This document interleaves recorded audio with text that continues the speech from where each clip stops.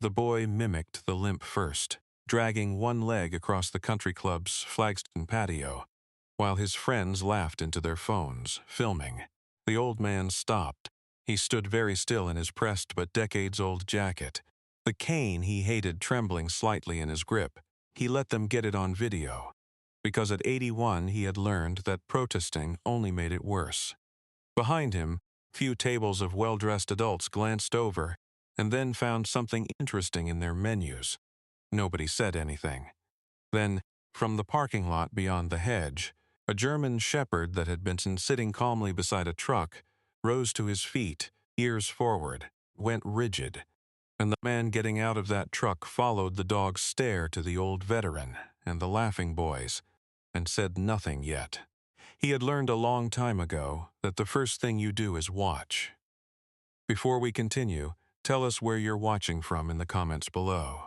If this story moves you, please subscribe and stay until the very end.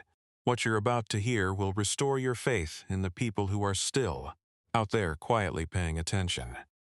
Let's see how far this journey takes us together. His name was Logan Drake, and he was 42 years old, built broad through the shoulders and chest, the way men stay built when discipline has long outlived the reason for it. His dark hair had gone gray at the temples, cropped close out of habit. A thin scar traced the line of his jaw and disappeared under his collar, the kind of mark a man stops explaining after the 10th time.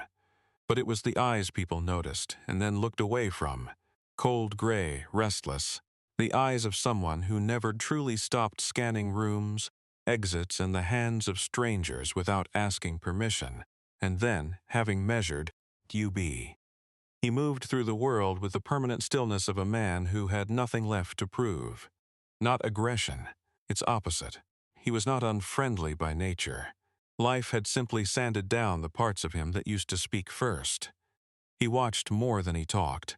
When he finally did move, he moved all at once the way still water becomes a flood. Helmand had taken friends. The years after had taken the illusion that peace meant quiet.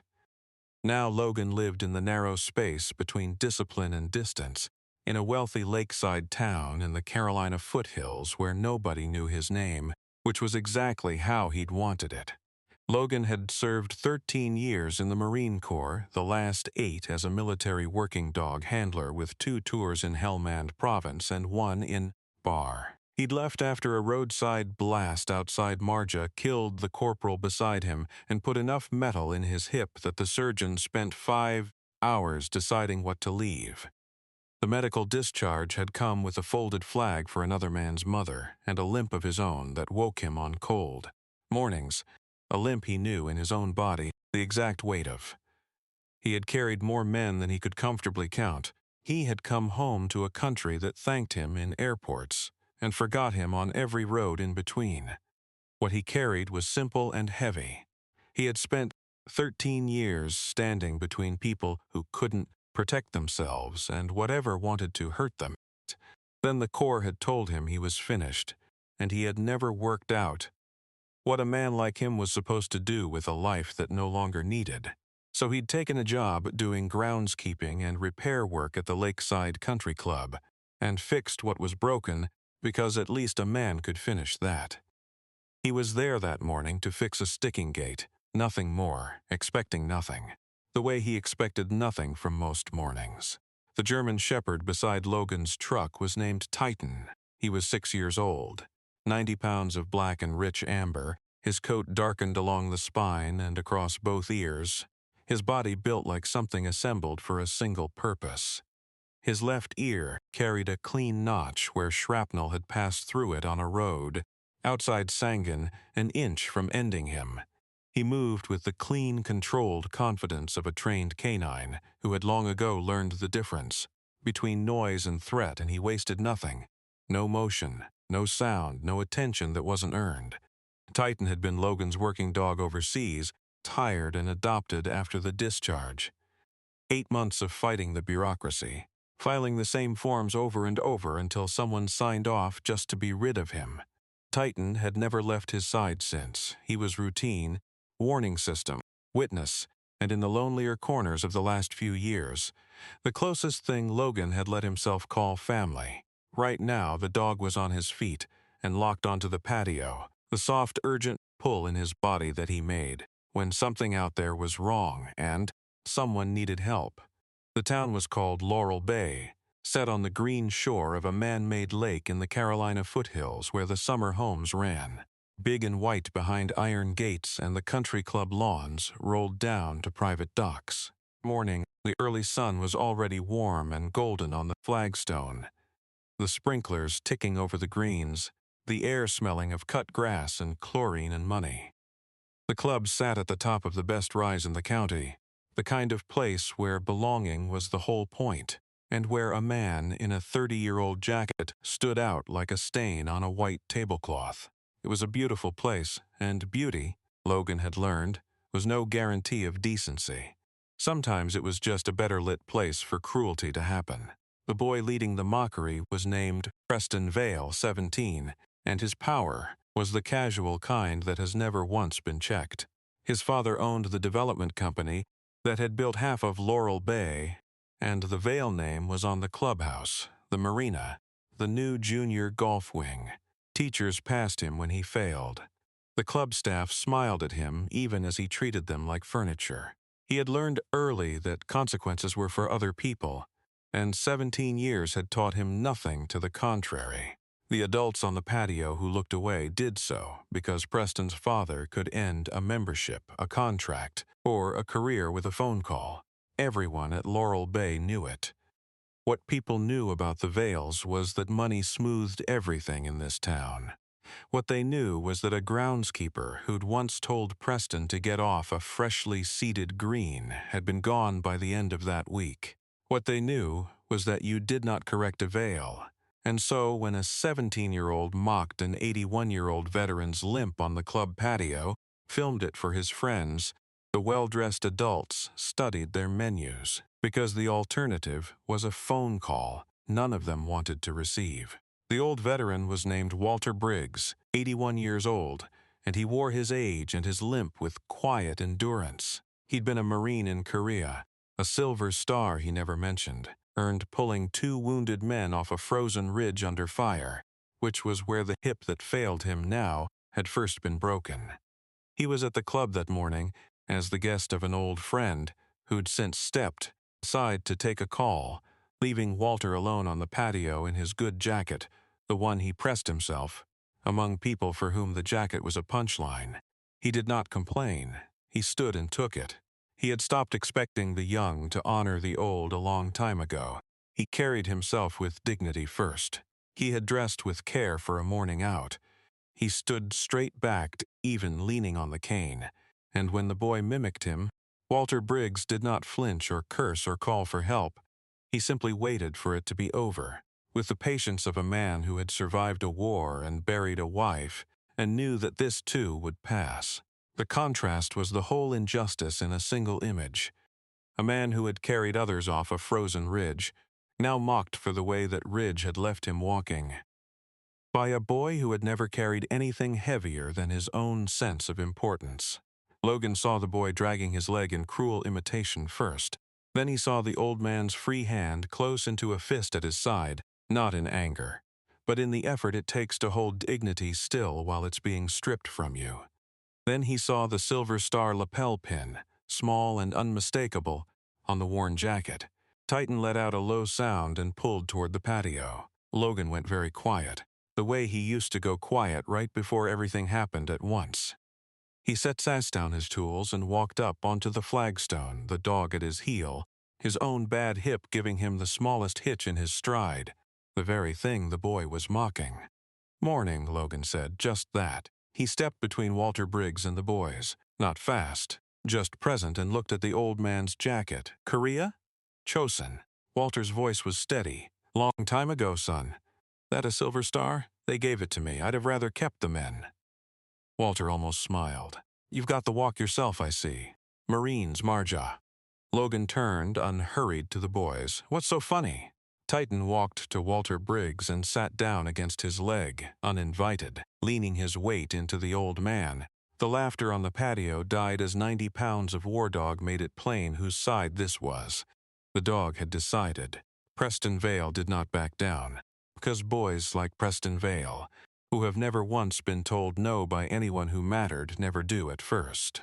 He smirked at Logan and said the groundskeeper should mind the hedges and stay out of members' business, and his friends laughed again. One of them kept filming, and that Logan would think later was the boy's true mistake. Over the days that followed, Logan learned the shape of it. He didn't escalate on the patio. He walked Walter to a shaded table, got him water, waited for his friend to return.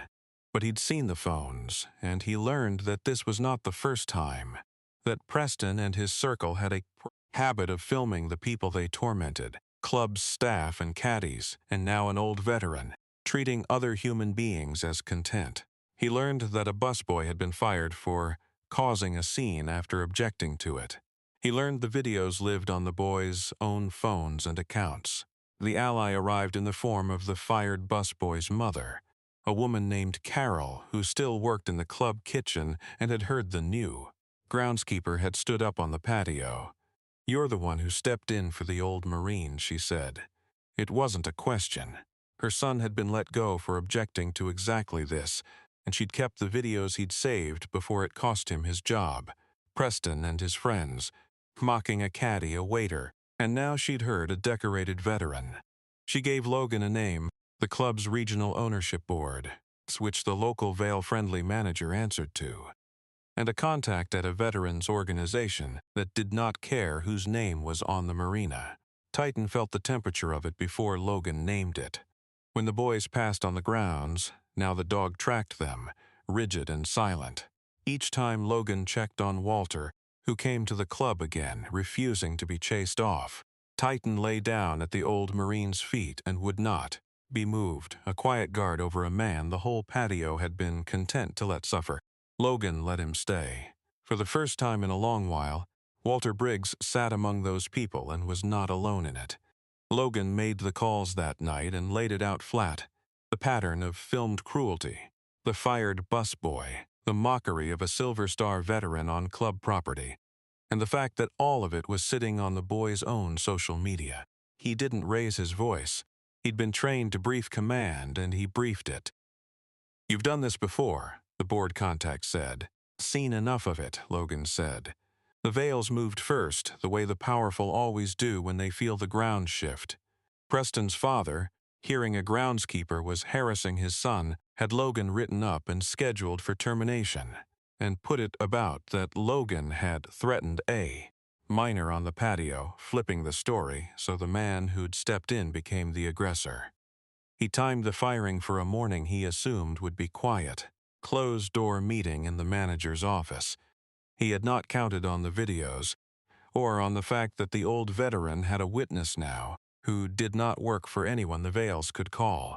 Walter heard they were pushing the groundskeeper out over it and understood, with the terrible clarity such men have, that the one person who'd stood up for him was about to pay for it, and that the cruelty was simply going to win the way it always seemed to. For a moment, even Walter Briggs, who had held a frozen ridge under fire, felt the old exhaustion of watching the wrong people prosper. He reached for his cane to go and say his piece alone, because that was the only thing left to do. Then Logan's truck was already in the lot when the meeting was called, a step ahead of the Vales, because 13 years of habit had taught a man named Logan Drake to bring the facts to the table before the table could be set against him. The confrontation came in the clubhouse, where the manager and Preston's father had assembled to fire Logan quietly, and where Logan walked in. Instead, with the regional board's representative, the Veterans Organization rep, and Walter Briggs on his arm. Titan walked in at his heel and lay down flat in the center of the room, between the Vales and the old Marine. 90 pounds of decision, amber eyes fixed on Preston's father with the steady, terrible patience of an animal that knew exactly what a bad man looked like. The room had gone quiet. Not silent, quiet, the kind of unnatural drop in sound that trained people notice immediately. Logan stepped forward, his bad hips stiff under him, and nobody moved. Before anybody fires anybody, Logan said, even in unhurried, you should all watch something. Preston's father, a big confident man in golf clothes, started in at once. You are an employee who threatened my son. You're finished in this town. Do you have any idea who I am? My name is on that marina. Gunnery Sergeant Logan Drake, Logan said. His voice never rose. United States Marine Corps, 13 years, 3 deployments. 8 of those years I had exactly one job, standing between people who couldn't protect themselves and whoever wanted to hurt them. So no, I don't much care whose name is on the marina. He nodded to Carol, who set a phone on the table and pressed play. That's your son, mocking a caddy, a waiter, and this morning an 81-year-old Marine with a silver star from the Chosin Reservoir filmed it himself, posted it himself. Son fired a busboy's livelihood for objecting. He let it play. The board's seen it now. So has an organization that exists to make sure a decorated veteran can't be treated like this on a patio and have a room full of people look away. Preston's smirk was gone. Dad, this isn't over, Preston's father tried, but the words came out smaller than his name had ever let them come. It was over. He just hadn't caught up to it yet. The regional board representative spoke quietly and finally. The manager who'd buried complaints to protect the Vales was suspended pending review. The busboy was offered his job back with back pay. Preston's family membership was placed under formal suspension while the board reviewed the videos. The first consequence a Vale had faced in.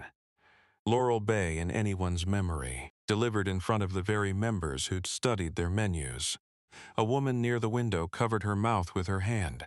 Nobody spoke for a long time after that. The videos, already public on Preston's own accounts, did the rest on their own.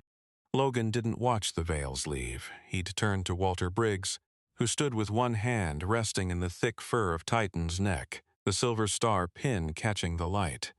Walter looked at him. The dignity he'd held through the whole humiliation finally softened, just once, into something grateful. You didn't have to step in front of that, Walter said. It'll cost you. No, sir, Logan said. Turns out it won't. You carried 2 men off that ridge. Somebody should have been standing in front of you a long time ago. 8 months later, the late spring sun came down warm and golden over the porch of a small house near the lake, far from the country club's iron gates, where the air smelled of cut grass and the dogwoods were in bloom. Logan sat on the step with a cup of coffee, his bad hip stretched out long. Carol, who'd left the club kitchen for a better job once the manager was gone, sat beside him with iced tea, and neither of them said much because they didn't need to. On the porch, an old Marine in his good jacket sat in a rocking chair with a black and amber German shepherd asleep. Across his feet, the cane resting forgotten against the rail, both of them easy in the sun. The fallout had reached past one boy. The board's review had removed the local manager for years of complaints buried to keep the Vales happy. The club had quietly adopted real conduct rules with teeth. Preston had faced the first genuine consequences of his life: community service, suspended membership, and a very public reckoning he could not buy his way out of. The busboy had his job back and then some, and Walter Briggs, turned out, had become something of a fixture at the veterans' organization that had stood up for him, telling Chosin stories at last to young people who came specifically to listen. Logan still kept up the grounds, though for the organization now, the club. The metal in his hip still woke him on cold mornings. But on the first Saturday of every month he drove out to the little house near the lake, and an old Marine raised a hand from the rocking chair, and a dog lifted his head and thumped his tail. A man who had spent years not knowing what he was for found he had finally, quietly, worked it out. Titan walked up onto that porch like he belonged there, lying down across Walter's feet of his own accord, tail never quite stopping the whole visit. Peace had arrived. The story was over. Sometimes miracles don't arrive as thunder from the sky. Sometimes they cross a parking lot because a dog rose to his feet and stared at a patio where everyone else had decided to look at their menus. The world isn't saved by superheroes. It's saved by ordinary people who refuse to look away when cruelty is easy and silence is safe, by animals who carry a loyalty that human language has never been quite able to hold, does not always strike down the proud the moment they mock the humble. But he places, at the right hour in the right patio, someone who knows in his own body the weight of the thing being laughed at, and who will not let it stand. Walter Briggs stood and took the mockery because he believed, after 81 years, the old simply have to endure the cruelty of those who've never suffered. He was almost right. The miracle wasn't that a powerful family was finally embarrassed. It was that one man with the same limp, one dog who knew cruelty when he saw it, decided that a silver star and a frozen ridge and an old man's dignity were worth more than anyone's. Name on a marina. If this story touched your heart, share it with someone who needs to be reminded that dignity is owed to the old who carried us. Someone will still stand up for it. Leave a comment and tell us where you're watching from. And tell us, have you ever stepped in when it would have been easier to look away, or wished someone had stepped in for you? Your story may be the one that reminds another person not to study their menu. And if you believe in stories of service, loyalty, the quiet courage of ordinary people, please subscribe to the channel so you never miss the next one. May God bless you. Protect your family. Bring peace to your home. And watch over every old soldier whose limp is the proof of what he gave. Every dog who still knows kindness from cruelty on sight.